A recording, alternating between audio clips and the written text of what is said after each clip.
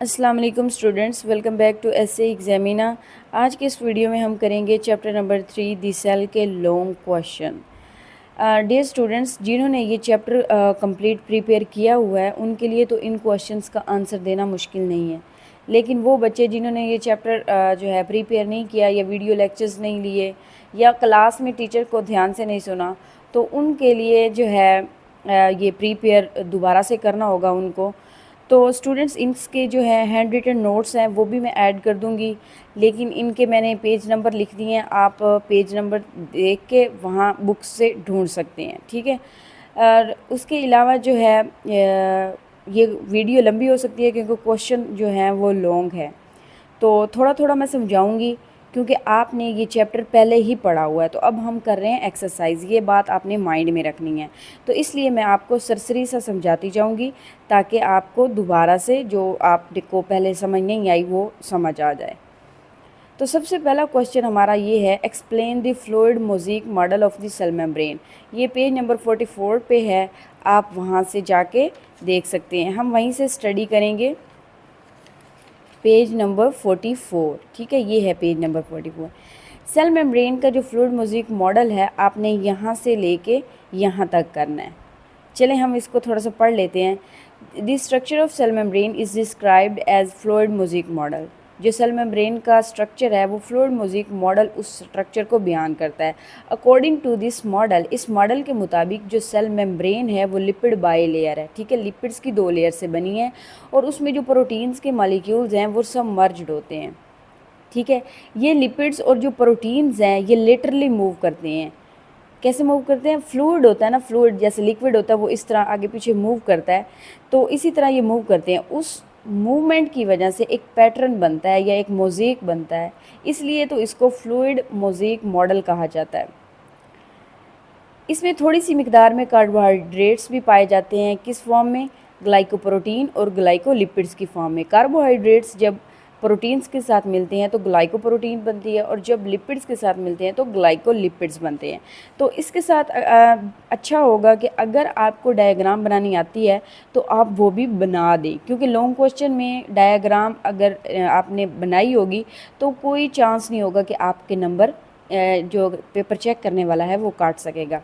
ये है cell membrane का स्ट्रक्चर, तो आप ये भी बना सकते हैं। ये लिपिड बाइलेयर है, इसके अंदर प्रोटीन्स धसी हुई हैं, थोड़ी सी मिकदार में इसमें कार्बोहाइड्रेट्स हैं, ग्लाइकोलिपिड और ग्लाइकोप्रोटीन्स की फॉर्म में, और थोड़ी सी मिकदार में इसमें कोलेस्ट्रॉल भी पाया जाता है जो कि सेल मेम्ब्रेन की जो दरमियान में स्पेस होती हैं उनको फिल करता है और सेल मेम्ब्रेन के स्ट्रक्चर को स्टेबिलिटी प्रोवाइड करता है। ये था लॉन्ग क्वेश्चन। इसके अलावा ये लॉन्ग क्वेश्चन जो है इसके मैंने नोट्स भी बना दिए, ये मैं यूट्यूब में जो है अपलोड कर दूँगी, आप वहाँ से देख सकते हैं। चलते हैं नेक्स्ट क्वेश्चन की तरफ। सेकंड क्वेश्चन है, describe the structure and function of the cell wall. इसमें आपने सेल वॉल का स्ट्रक्चर बयान करना है और सेल वॉल का क्या काम है वो बताना है। ये पेज नंबर 42 पे आपको मिल जाएगा, लेकिन मैं आपको नोट्स से पढ़ाऊँगी ताकि बाद में अगर आप नोट्स से देखते हैं तो आपको पता हो, आपको समझ हो कि कैसे इसको लिखना है या कैसे इसको याद करना है। जी, तो ये है सेल वॉल। सेल वॉल कैसी होती है? रिजिड होती है और नॉन लिविंग वॉल है, डेड इन नेचर होती है, ठीक है, नॉन लिविंग होती है। इसका स्ट्रक्चर कैसा होता है? सेल वॉल हैज़ 3 लेयर्स, ये 3 लेयर्स से मिलकर बनी होती है, ठीक है। Primary wall, middle Lamela and secondary wall, ठीक है। अब आपने बताना है कि प्राइमरी वॉल की कंपोजिशन क्या है। प्राइमरी वॉल जो होती है ये सेलुलोज, हेमीसेलुलोज और पैक्टिन की बनी होती है। मिडल लमेला जो होती है ये मैग्नीशियम, कैल्शियम और पैक्टिन की बनी होती है। ये जो मिडल लमेला है ये प्राइमरी वॉल को जोड़ के रखती हैं। थर्ड लेयर है secondary wall. It is mainly made of cellulose, lignin and other chemicals. देखिए बच्चों, अगर आपने सेकेंडरी वॉल लिखी और उसकी कंपोजिशन में लिग्निन लिखना भूल गए हैं तो इट मीन्स दैट कि आपका क्वेश्चन गलत भी हो सकता है, क्योंकि सेकेंडरी वॉल का जो मेन और मेजर एलिमेंट या कह लें मॉलिक्यूल है वो लिग्निन है, ठीक है। तो ये आपने नहीं भूलना। ये किस चीज़ की बनी होती है? सेलुलोज, लिग्निन और अदर केमिकल्स की। फंजाई की सेल वॉल जो होती है वो काइटिन की बनी होती है। बैक्टीरिया की सेल वॉल जो होती है वो पेप्टाइडोग्लाइकेन की बनी होती है। मैं जल्दी इसलिए कर रही हूँ ताकि वीडियो जो है वो लॉन्ग ना हो। आप पहले लेक्चर भी ले चुके हैं और अपना जो चैप्टर है वो भी प्रिपेयर कर चुके हैं, तो इसलिए आपको ये अब मुश्किल नहीं होनी चाहिए। Function of cell, it provides shape, strength and protection. ये सेल को शेप, स्ट्रेंथ और प्रोटेक्शन यानी कि प्रोटेक्ट करती है। And supports to the inner living matter, और जो सेल का अंदर वाला लिविंग मैटर होता है, वो तो लिविंग पार्ट होता है ना, सेल मेम्ब्रेन से न्यूक्लियस तक का जो पार्ट है सेल का वो लिविंग होता है, तो उस लिविंग पार्ट की ये नॉन लिविंग लेयर जो है हिफाजत करती है, ठीक है, इसको प्रोटेक्ट करती है। क्वेश्चन नंबर 3 है discuss the components of the nucleus. इसमें आपने न्यूक्लियस के कंपोनेंट्स यानी कि न्यूक्लियस के कितने पार्ट्स हैं आपने वो बताने हैं। देखिए बच्चों, न्यूक्लियस जो है उसके मेजर जो हैं 4 कंपोनेंट्स हैं, nuclear membrane, nucleoplasm, nucleolus and chromatin. Nuclear envelope क्या होता है? The nucleus is bounded by a double membrane known as nuclear envelope. Nucleus जो होता है वो इनक्लोज होता है डबल मेम्ब्रेन में, उसको कहते हैं nuclear envelope. It is semi permeable, ये सेमी परमिएबल होता है, and has many small pores called nuclear pore. और इस एनवेलप के अंदर छोटे छोटे पोर्स होते हैं जिनको न्यूक्लियर पोर्स कहते हैं। सेकंड जो है कंपोनेंट वो है nucleoplasm. The inner jelly like material of nucleus is called nucleoplasm. जो न्यूक्लियस का अंदर जेली लाइक मटेरियल होता है उसको कहते हैं न्यूक्लियोप्लाज्म। न्यूक्लियोलस जो कि न्यूक्लियोप्लाज्म के अंदर होता है, अगर ये एक से ज़्यादा हो तो न्यूक्लियोलाई कहेंगे, ठीक है। इधर क्या होते हैं? राइबोसोम्स आर असेंबल्ड, राइबोसोम्स की असेंबली होती है यानी कि राइबोसोम को तैयार किया जाता है। फोर्थ कंपोनेंट है chromatin. Nucleoplasm contain thread like structure known as chromatin. It is composed of DNA and proteins. Nucleoplasm के अंदर जो है थ्रेड लाइक एक धागे की तरह का स्ट्रक्चर मौजूद होता है जिसको क्रोमाटिन कहते हैं, और वो जो क्रोमाटिन है वो किस चीज़ का बना होता है? डीएनए और प्रोटीन्स का बना होता है। बच्चों ये न्यूक्लियस की डायग्राम है, ये न्यूक्लियस का न्यूक्लियर एनवेलप है जो कि डबल मेम्ब्रेन है, और इस न्यूक्लियर एनवेलप के अंदर छोटे छोटे आपको पोर्स नज़र आ रहे हैं, दीज आर न्यूक्लियर पोर्स। ये जो रीजन आपको नज़र आ रहा है इसको कहते हैं न्यूक्लियोप्लाज्म, और ये जेल लाइक होता है। न्यूक्लियोप्लाज्म के अंदर एक और बॉडी होती है जिसे न्यूक्लियोलस कहते हैं। इस न्यूक्लियोलस रीजन में राइबोसोम्स आर असेंबल्ड, और ये जो आपको थ्रेड लाइक स्ट्रक्चर नज़र आ रहा है ये क्रोमाटिन है। और जब सेल डिवाइड होता है और उस टाइम हमें जो है ये क्रोमाटिन मटेरियल जब क्रोमोसोम की शक्ल इख्तियार करता है तब हमें माइक्रोस्कोप में नज़र भी आता है ड्यूरिंग सेल डिवीजन। तो ये था न्यूक्लियस के components, 4 major components. Okay, question number 4 है describe the structure and function of lysosome and endoplasmic reticulum. ठीक है, आपने क्या बताना है? स्ट्रक्चर और फंक्शन लाइसोसोम के एंड एंडोप्लाज्मिक रेटिकुलम। तो सबसे पहले है लाइसोसोम। इसका स्ट्रक्चर कैसा होता है? लाइसोसोम्स जो होते हैं are small single membrane bound organelles हैं दैट कंटेन डाइजेस्टिव एंजाइम, जिनके पास डाइजेस्टिव एंजाइम्स होते हैं। लाइसोसोम एक पाउच लाइक स्ट्रक्चर है इस तरह, और ये जो अंदर से पाउच है ये डाइजेस्टिव एंजाइम से भरा होता है, इसके अंदर डाइजेस्टिव एंजाइम्स मौजूद होते हैं। ये आप डायग्राम भी बना सकते हैं स्ट्रक्चर के तौर पर। Function, lysosome digest food vacuole. Cell के अंदर जब भी फूड आती है तो वो इनक्लोज हो जाती है एक मेम्ब्रेन के अंदर, तो वो फूड वैक्यूल बन जाता है। तो लाइसोसोम उस फूड वैक्यूल के साथ फ्यूज़ कर जाते हैं, जुड़ जाते हैं। जो लाइसोसोम के एंजाइम्स हैं वो उस फूड को ब्रेक डाउन कर देते हैं, तो उसके जो न्यूट्रिएंट्स होते हैं यूज़फुल वो साइटोप्लाज्म में आ जाते हैं, और जो वेस्ट मटेरियल होता है वो वहीं पे रह जाता है, उसको डाइजेस्ट कर दिया जाता है। They have enzymes for breaking cellular waste. Cell के अंदर जितना भी ट्रैश या गार्बेज इकट्ठा हो जाता है ये एंजाइम जो है उस सेलुलर वेस्ट को ब्रेक करते हैं यानी कि डाइजेस्ट करते हैं। They engulf damaged organelles and break them. Cell का कोई भी पार्ट या सेल का कोई भी ऑर्गेनेली जो है डैमेज हो जाता है, ख़राब हो जाता है, तो उसको भी ये ब्रेक दैम कर देते हैं और डाइजेस्ट कर जाते हैं यानी कि निगल जाते हैं। Lysosomes can store certain molecule for later use. Lysosome जो है ये स्टोरेज का काम भी करते हैं। देखिए बच्चों ये जो लाइसोसोम है ये एक कह लें कि सेल का क्लीनर है, ठीक है, ये सेल को क्लीन रखता है। अगर ये जो है सेल के अंदर ना हो तो सेल के अंदर जितना भी ट्रैश है या गार्बेज है वो इकट्ठा होता रहेगा, सेल डाई हो जाएगा या सेल काम करना बंद कर देगा।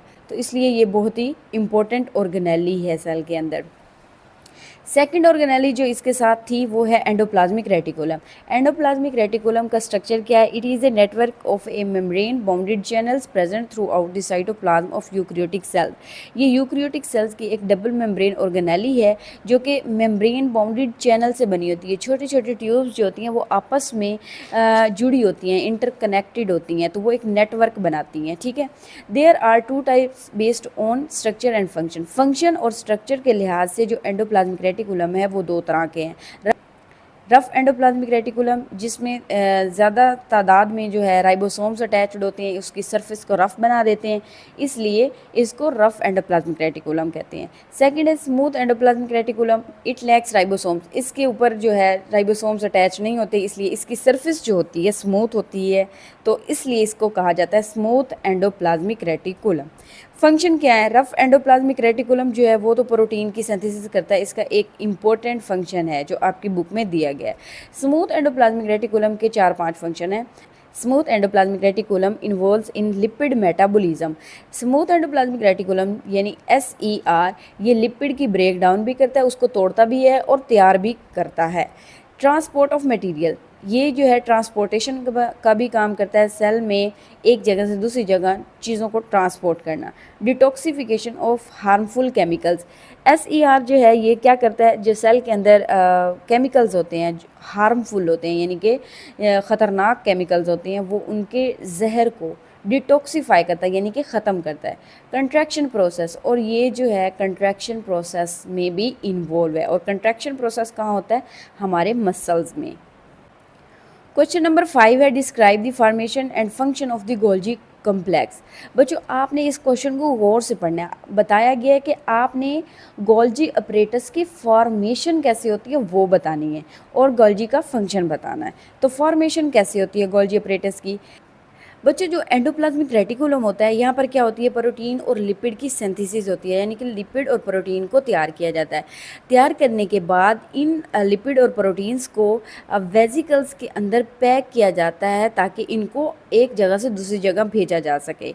जब वो वेजिकल्स जो हैं मूव करती हैं toward one side of the Golgi body, साथ ही गोल्जी बॉडी मौजूद होता है ना, गोल्जी अपरेटस, तो जब वो वेजिकल्स एंडोप्लाज्मिक रेटिकुलम से गोल्जी बॉडीज़ की तरफ आती हैं तो क्या होता है? Vesicles fuse with Golgi membrane, तो वेजिकल्स जो होती हैं गोल्जी मेम्ब्रेन्स के साथ जुड़ जाती हैं, फ्यूज़ हो जाती हैं, मिल जाती हैं, and release their contents inside it, और उनके अंदर जो लिपिड और प्रोटीन होती है पीछे से भरी हुई आती है, वो क्या कर देते हैं? इनके अंदर रिलीज़ कर देते हैं इन मेम्ब्रेन्स के अंदर। The Golgi apparatus grows by collecting more and more vesicles. Golgi जो अपरेटस है ये ज़्यादा से ज़्यादा उन वेजिकल्स को कलेक्ट करेगा और उसका जो साइज़ है वो इंक्रीज़ करता जाएगा, ग्रो होती जाएगी वो। ठीक है, its structure formed into flat stock membrane covered sacs like cisternae. तो इससे ये होगा कि फ्लैट स्टॉक्ड मेम्ब्रेन जो है उसका एक स्ट्रक्चर बनेगा जिनको कहेंगे सिस्टर्नी, और आपको पता है कि सिस्टर्नी जो है गोल्जी अपरेटस का स्ट्रक्चर बनाती है, यानी कि गोल्जी अपरेटस का स्ट्रक्चर कंसिस्ट करता है स्टॉक्ड सिस्टर्नी पर। गोल्जी अपरेटस का फंक्शन क्या है? It modifies protein and lipids coming from endoplasmic reticulum. Endoplasmic reticulum की तरफ से जो प्रोटीन और लिपिड्स बन के आता है वो फंक्शनल नहीं होता, यानी कि वो सेल के अंदर कोई भी काम नहीं परफॉर्म कर सकता। उनको गोल्जी अपरेटस की तरफ लाया जाता है ताकि वो फंक्शनल हो सके। गोल्जी अपरेटस उनकी एडिटिंग करता है ताकि वो काम करने के काबिल हो। ठीक है, and pack them into Golgi vesicles, और फिर गोल्जी अपरेटस उनको गोल्जी वेजिकल्स के अंदर क्या कर देता है? पैक कर देता है, और फिर उन वेजिकल्स को ट्रांसपोर्ट किया जाता है जहाँ पर सेल में उनकी ज़रूरत होती है। क्वेश्चन नंबर 6 है describe the structure and functions of the chloroplast. Chloroplast का भी स्ट्रक्चर आपने बताना है और उसका फंक्शन बताना है। Chloroplast is enclosed by double membrane. Chloroplast 2 layer से बनी है, आउटर मेम्ब्रेन, इनर मेम्ब्रेन। ठीक है, on the internal side of the inner membrane there are many sets of stacked membrane. Chloroplast की इनर मेम्ब्रेन है, ठीक है, उसके इंटरनल साइड पे यानी कि अंदर की तरफ से क्या मौजूद होते हैं? सेट मौजूद होते हैं स्टॉक्ड मेम्ब्रेन्स के। इन स्टैक्स को कहते हैं ग्रेना, और अगर एक हो तो ग्रेनम। ठीक है। The sac like structure which make a granum are called thylakoids. वो सैक लाइक स्ट्रक्चर्स या वो मेम्ब्रेन्स जो कि क्या बना रही हैं, ग्रेनम बना रही हैं, उनको क्या कहते हैं, थैलाकॉइड्स कहते हैं। अ fluid called stroma surrounds the thylakoids. इस थैलाकॉइड्स जहाँ पर मौजूद होते हैं, वो जो स्पेस होती है उसमें एक फ्लूइड होता है जिसको कहते हैं स्ट्रोमा। ठीक है। Chloroplast also contain DNA and ribosomes. Chloroplast के पास भी अपना डीएनए और अपना राइबोसोम्स होता है और ये कुछ हद तक अपनी प्रोटीन्स तैयार कर सकते हैं, लाइक माइटोकॉन्ड्रिया। माइटोकॉन्ड्रिया के पास भी अपना डीएनए और राइबोसोम्स होता है। ये दो ऐसी ऑर्गेनेलीज हैं जिनके पास अपना डीएनए और अपनी ऑर्गेनेलीज होती है। ये एमसीक्यूज में भी पूछा जा सकता है आपसे, शॉर्ट क्वेश्चन में भी पूछा जा सकता है, आपने इसको याद रखना है। इस तरह से आप जो है क्लोरोप्लास्ट का स्ट्रक्चर बना सकते हैं। ये आउटर मेम्ब्रेन है, ये इनर मेम्ब्रेन है। उसके बाद ये जो आपको स्टॉक्स नज़र आ रहे हैं इनको ग्रेनम कहते हैं, ठीक है। और ये जो स्टॉक्स बना रही हैं इनको थैलाकॉइड कहते हैं। इनके अंदर ये जो रीजन है ये वाला जहाँ पर आपको थैलाकॉइड नज़र आ रहे हैं, इस रीजन को क्या कहते हैं, स्ट्रोमा। ये फ्लूइड लाइक होता है और इसके अंदर क्या होता है, राइबोसोम्स और क्लोरोप्लास्ट का डीएनए भी मौजूद होता है। Functions of chloroplast. Chloroplast is green plastid. Chloroplast जो होते हैं ये ग्रीन कलर के प्लास्टिड है।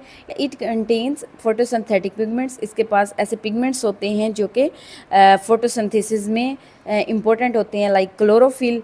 It carry out photosynthesis. ये फोटोसिंथेसिस कैरी करते हैं, यानी कि फोटोसिंथेसिस का फंक्शन करवाते हैं। With the help of their pigments they capture. ये जो क्लोरोफिल पिगमेंट है ये क्या करता है, लाइट एनर्जी यानी कि सूरज की रोशनी को कैप्चर करता है, उसको कन्वर्ट करता है केमिकल एनर्जी में। इस एनर्जी को यूज़ किया जाता है ग्लूकोज को प्रिपेयर करने के लिए। मैं कोशिश कर रही हूँ कि वीडियो लंबी ना हो, लेकिन बच्चों मुझे लगता है कि वीडियो काफ़ी लंबी हो जाएगी। नेक्स्ट क्वेश्चन है, how does turgor pressure develop in a plant cell. सबसे पहले आपको बच्चों ये पता होना चाहिए कि जो टर्गर प्रेशर है वो होता क्या है। Turgor pressure is the pressure of water pushing against the cell wall of a plant cell and keeps the plant firm. Dear students, turgor pressure एक ऐसा प्रेशर है या एक ऐसी फोर्स है जो पानी लगाता है। और पानी ऐसी फोर्स किस चीज़ पे लगा रहा है, सेल वॉल पे। जब सेल वॉल पे वो फोर्स लगती है तो उससे क्या होता है, प्लांट्स जो होता है वो सीधा हो जाता है। ये जो सेल्स हैं ये ऐसे टर्जिड हो जाएंगे और जो प्लांट है वो सीधा खड़ा रहेगा। अब बात करते हैं कि ये जो टर्गर प्रेशर है ये डिवेल्प कैसे होता है। The plant cell absorb water from the soil through roots. Plant cell क्या करता है, वाटर को एब्जॉर्ब करता है फ्रॉम सॉइल से थ्रू रूट्स, रूट के ज़रिए सॉइल से पानी सेल के अंदर जाता है। This water moves into the vacuole by osmosis. देखिए बच्चों, ऑस्मोसिस प्रोसेस के थ्रू जो है पानी क्या है, सेल से वैक्यूल में इंटर करता है। मैं आपको डायग्राम की मदद से समझाती हूँ। देखिए बच्चों, ये एक सेल है, प्लांट सेल है, ये वैक्यूल है, ठीक है। अब पानी जो है H2O ये सेल के अंदर आया है। अब यहाँ पे पानी क्या है, ज़्यादा है और वैक्यूल के अंदर पानी कम है। तो ओस्मोसिस का प्रोसेस ये कहता है कि पानी की मिकदार जहाँ पर ज़्यादा होती है, पानी वहाँ से उस तरफ मूव करता है जहाँ पर पानी कम होता है। अब यहाँ पे वैक्यूल के अंदर पानी कम है तो पानी जो है ज़्यादा कंसनट्रेशन से लोअर कंसनट्रेशन यानी कम, जहाँ पे मिकदार पानी की कम है वहाँ मूव करेगा। अब ये जो वैक्यूल है ये पानी से भर जाएगा। समझ आ गई है। वाटर जो है सेल के अंदर इंटर किया, अब यहाँ पे वाटर ज़्यादा है, वैक्यूल के अंदर पानी कम है। तो पानी की ये खासियत है कि पानी जहाँ पर ज़्यादा होता है वहाँ से उस तरफ मूव करता है, उस तरफ जाता है जहाँ पर वो कम होता है। अब यहाँ वैक्यूल में पानी कम है, सेल के अंदर पानी ज़्यादा है, तो यहाँ से पानी जो है वैक्यूल की तरफ जाएगा और वैक्यूल पानी से भर जाएगा, ठीक है। As water enters the vacuole fill up and become larger. क्या होगा, जैसे ही पानी इंटर करेगा वैक्यूल के अंदर तो वैक्यूल जो होगा पानी से भर जाएगा और साइज़ में बड़ा हो जाएगा। The cytoplasm and vacuole push against the cell membrane. तो इससे क्या होगा, जो साइटोप्लाज्म है वो और जो वैक्यूल है वो क्या करेंगे, एक फोर्स लगाएंगे सेल मेम्ब्रेन पर, ठीक है। सेल वॉल से पहले सेल मेम्ब्रेन आती है तो उस पर ये क्या लगाएंगे, फोर्स लगाएंगे, प्रेशर डालेंगे। Cell membrane pushes against cell wall. तो सेल मेम्ब्रेन जब पीछे की तरफ फटेगी तो प्रेशर किस पे पड़ेगा, सेल वॉल पे प्रेशर पड़ेगा। The cell wall is stiff तो सेल वॉल जो है स्टिफ हो जाएगी, तन जाएगी। So it resist this pressure, तो इस प्रेशर को वो रोकने की कोशिश करेगी, रेजिस्ट करेगी। This pressure is called turgor pressure, तो इस प्रेशर को क्या कहते हैं, टर्गर प्रेशर कहते हैं। इसी वजह से जो है प्लांट के इर्द गिर्द सेल वॉल होती है ताकि प्लांट सेल जो है ब्रस्ट ना हो, फट ना जाए ज़्यादा पानी की वजह से, ठीक है। इसलिए सेल जो वॉल जो है इसकी प्रोटेक्शन करती है, इसकी हिफाजत करती है, ठीक है।